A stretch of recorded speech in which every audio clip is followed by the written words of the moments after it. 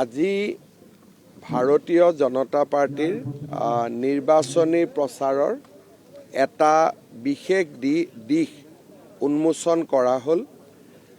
প্ৰতিটো নিৰ্বাচনৰ এমাহ বা ডেৰ মাহ আগতে ভাৰতীয় জনতা পাৰ্টিয়ে ৰাজ্যৰ বিভিন্ন অঞ্চললৈ ভিডিঅ' ভেন পঠাই ভিডিঅ' ভেনত নৰেন্দ্ৰ মোদী ডাঙৰীয়াৰ বাৰ্তা, তেখেতৰ বিভিন্ন বক্তব্য আৰু অসমত বা দেশত হোৱা উন্নয়নৰ বিভিন্ন প্ৰতিচ্ছবি ভিডিঅ' ভেনত আমি ৰাইজক দেখুৱাবলৈ চেষ্টা কৰোঁ।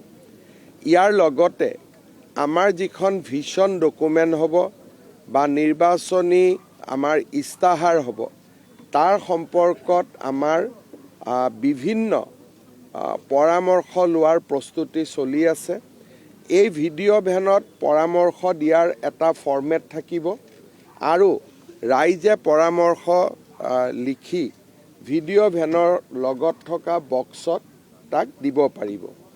ভাৰতীয় জনতা পাৰ্টিয়ে প্ৰত্যেকবাৰে সংকল্প পত্ৰ প্ৰস্তুত কৰাৰ আগতে ৰাজ্যৰ জনগণৰ পৰা পৰামৰ্শ গ্ৰহণ কৰে, বিভিন্ন প্ৰবুদ্ধ নাগৰিকৰ পৰা পৰামৰ্শ গ্ৰহণ কৰে আৰু যোন যি পথাৰত আছে, ক্ৰীড়াৰ ক্ষেত্ৰত ক্ৰীড়াবিদৰ পৰা, সাংস্কৃতিক ক্ষেত্ৰত সাংস্কৃতিক কৰ্মীসকলৰ পৰা, শিক্ষাৰ ক্ষেত্ৰত শিক্ষকসকলৰ বা অধ্যাপকসকলৰ পৰা, উদ্যোগৰ ক্ষেত্ৰত উদ্যোগীসকলৰ পৰা, তেনেকৈ আমি থিমেটিক পৰামৰ্শও লওঁ আৰু ৰাইজৰ মাজত সাধাৰণভাৱেও আমি পৰামৰ্শ লওঁ।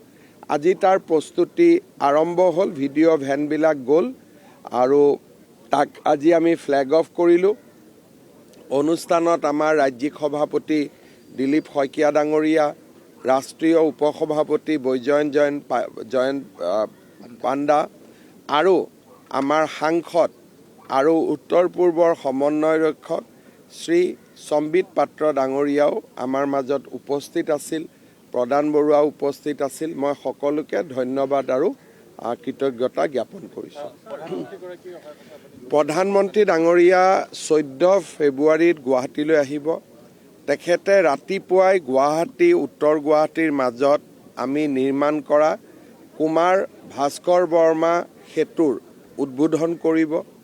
তাৰপিছত তেখেতে তাতেই এটা অনুষ্ঠানত ইণ্ডিয়ান ইনষ্টিটিউট অফ মেনেজমেণ্টৰ গুৱাহাটী যিটো আমাৰ গুৱাহাটীত হ'বলগীয়া যিটো কেম্পাছ, যিটো বৰ্তমান ক্লাছ এটা টেম্পৰাৰী কেম্পাছৰ পৰা হ'ব, তাক তেখেতে উদ্বোধন কৰিব। আৰু সিদিনাখনে মোদী ডাঙৰীয়াই গুৱাহাটী আৰু অসমৰ কাৰণে 100খন ইলেক্ট্ৰনিক বাছ ভাৰত চৰকাৰৰ পৰা আমাক তেখেতে আগবঢ়াব। সেই অনুষ্ঠান সামৰণি মৰাৰ পিছত, যিহেতু তাত ৰাজহুৱা মিটিং নহয়, তেখেত খানাপাৰালৈ আহিব আৰু খানাপাৰাৰ এই ফিল্ডত বিজেপিৰ বুথ কমিটিসকলৰ সভাপতি বা আমি যাক পালক বুলি কওঁ বা আমি যাক BLA বুলি কওঁ, এই ধৰণে আমাৰ 3জনকৈ এটা বুথত বিষয়ববীয়া থাকে। সেই 3গৰাকী বিষয়ববীয়া আমাৰ ইয়ালৈকে আহিব। 25,000 আমাৰ বুথ আছে, গতিকে 75,000 বিষয়ববীয়া খানাপাৰা ফিল্ডত গোট খাব। আৰু যিহেতু মোদী ডাঙৰীয়া ইমান দিনে চৰকাৰী কাৰ্যসূচীত আহিছিল, 14 ফেব্ৰুৱাৰীৰ সভাখন ৰাজনৈতিক হ'ব আৰু তেখেতে আমাৰ বুথৰ সভাপতি বা পালক বা BLA সকলক তেওঁ সম্বোধন কৰিব। ইতিমধ্যে আমি তাৰ প্ৰস্তুতিও আৰম্ভ কৰিছোঁ। তাৰপিছত সম্ভাৱনা আছে, এইটো এতিয়ালৈকে কনফাৰ্ম হোৱা নাই, যে হয়তো মোদী ডাঙৰীয়া ডিব্ৰুগড়লৈকেও যাব পাৰে। এই গোটেই কাৰ্যসূচীখিনি অহা 4-5 দিনত আহিব। আহিলে আপোনালোকক ডিটেইলছ আমি জনাব পাৰিম। নিৰ্বাচনী প্ৰচাৰ সভা যিটো একেলগে 26 নিৰ্বাচনৰ ৰণডংকা বজা ভূপেশ বাঘেল, ছত্তীশগড়ৰ প্ৰাক্তন CM, তেখেতৰ এটা ছেক্স ভিডিঅ' প্ৰচাৰ কৰা চাঞ্চল্যকৰ অভিযোগ আছে। CBI কোৰ্টত, স্পেচিয়েল কোৰ্টত ইতিমধ্যে কেছটো চাওক, এসপ্তাহ হৈছে। ভূপেশ বাঘেলৰ ওপৰত 2টা বিশেষ অভিযোগ আছে। এটা অভিযোগ আছে, আপোনালোকে ছত্তীশগড়ৰ নিৰ্বাচনৰ সময়ত মই যেতিয়া গৈছিলোঁ তেতিয়া ময়ো তাত কৈছিলোঁ যে মহাদেৱ এপ বুলি এটা এপৰ জৰিয়তে বিত্তীয় লেনদেন হৈছিলে আৰু হাজাৰ হাজাৰ কোটি টকা সেই মহাদেৱ এপৰ জৰিয়তে ডুবাইলৈকে ট্ৰান্সফাৰ হৈছিলে আৰু এই অভিযোগত তেখেতৰ পৰিয়ালৰ কেইবাগৰাকীও ব্যক্তি এৰেষ্ট হৈ আছে আৰু ইতিমধ্যে ভূপেশ বাঘেলৰ ওপৰতো তদন্ত চলি আছে। দ্বিতীয়তে এখন চেক CD প্ৰকাশ পাইছিলে, মেজিষ্ট্ৰেট কোৰ্টে তেখেত মুখ্যমন্ত্ৰী থকা সময়ত তেখেতক কিছু সকাহ দিছিলে, কিন্তু কালি CBI স্পেচিয়েল কোৰ্টে গোচৰ তেখেতৰ বিৰুদ্ধে চলিব বুলি এটা ৰায়দান কৰে, যিটো ডেফিনেটলি ভূপেশ বাঘেলৰ দৰে এজন ছিনিয়ৰ পলিটিচিয়ানৰ কাৰণে এটা ছেটবেক বুলিয়ে ক'ব লাগিব, এটা আঘাত বুলি ক'ব লাগিব। মহাদেৱ এপৰ বিষয়ে মই ব্যক্তিগতভাৱে জানো, ছত্তীশগড়ৰ ইলেকশ্যনত সি এটা ডাঙৰ ইছ্যু আছিলে। এই যিখন চেক CDৰ কথা ওলাইছে তাৰ বিষয়ে মই ফাৰ্ষ্ট হেণ্ড বহুত নাজানো, যিখিনি বাতৰি কাকতত পঢ়িছোঁ ইমানেই। কিন্তু এটা কথা যে কংগ্ৰেছৰ সকলো লোকেই ক'বাত নহয় ক'বাত কিবা নহয় কিবা গণ্ডগোলীয়া কাম কৰি থোৱাই আছে, গতিকে এইটো ক্ষেত্ৰত মই বহুত আচৰিতো হোৱা নাই। দিল্লী আৰক্ষী জালত কৈছে USTMৰ ইণ্টাৰনেশ্যনেল ৰিলেশ্যনৰ এগৰাকী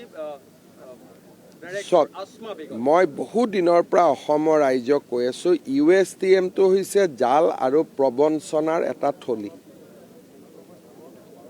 যেতিয়া বিতৰ্ক হৈছিলে তেওঁ কি কৈছিলে যে যিটো তেওঁৰ টম্ব আছে বোলে লাগিলে মই টম্বটো ভাঙি দিম, আজিলৈকে ভাঙিলে জানো? গতিকে অসমত যিসকল ব্যক্তিয়ে USTMক ছাপোৰ্ট কৰে তেওঁলোকে এটা কথা বুজিব যে এই ব্যক্তিজনৰ ওপৰত OBC চাৰ্টিফিকেট নকল কৰি লোৱাৰ অভিযোগ আছে। দ্বিতীয়তে এই ব্যক্তিজনে মেডিকেল এডমিশ্যনত জাল আৰু জুৱা চুৰি কৰাৰ অভিযোগ আছে। তেওঁৰ লগত থকা যিগৰাকী মহিলা, সেই কালি লগে লগে ৱেবছাইটৰ পৰা তেওঁৰ নাম তাম গুচাই দিছে, সেই মহিলাগৰাকীও কালি দিল্লী আৰক্ষীৰ প্ৰবঞ্চনাৰ গোচৰত জালত পৰিছে। সেইকাৰণে মইতো আমাৰ অসমৰ সনাতনী সমাজক আহ্বান জনাম যে আপোনালোকে USTMত নপঢ়িব, কেতিয়াবা গোটেই 3-4 বছৰৰ পঢ়াৰ চাৰ্টিফিকেট একেলগে কেতিয়াবা নোহোৱা হৈ যাব। নিজকে ডিপ্ল'মেট বুলি কৈ মহবুবুল হককো বিভিন্ন দেশৰ প্ৰতিনিধিৰ সৈতে চিনাকি কৰি দিছিল, জেহাদী কাৰ্যকলাপত জড়িত হোৱাৰ সন্দেহ হৈছে। মহবুবুল হকৰ টকাৰ যিটো আমদানি, সেই টকাৰ আমদানিও আল কায়দাৰ লগত জড়িত সংগঠন এটাৰ প্ৰায় প্ৰথম হৈছিলে। তাৰ সম্পূৰ্ণ তথ্য আমাৰ লগত আছে আৰু সেইকাৰণে মই কৈ আছোঁ যে USTMক পেট্ৰনাইজ কৰাটো আমি বাদ দিব লাগে। आज हमारे जो संकल्प पत्र चुनाव के लिए प्रस्तुत होता है उनको संग्रह करने के लिए हमने हर कंस्टिट्यूएंसी में वीडियो वैन भेजा। आज से वीडियो वैन सबका पास जाएगा, उनमें बॉक्स होगा, जो भी सुझाव आएगा वो बॉक्स में डाला जाएगा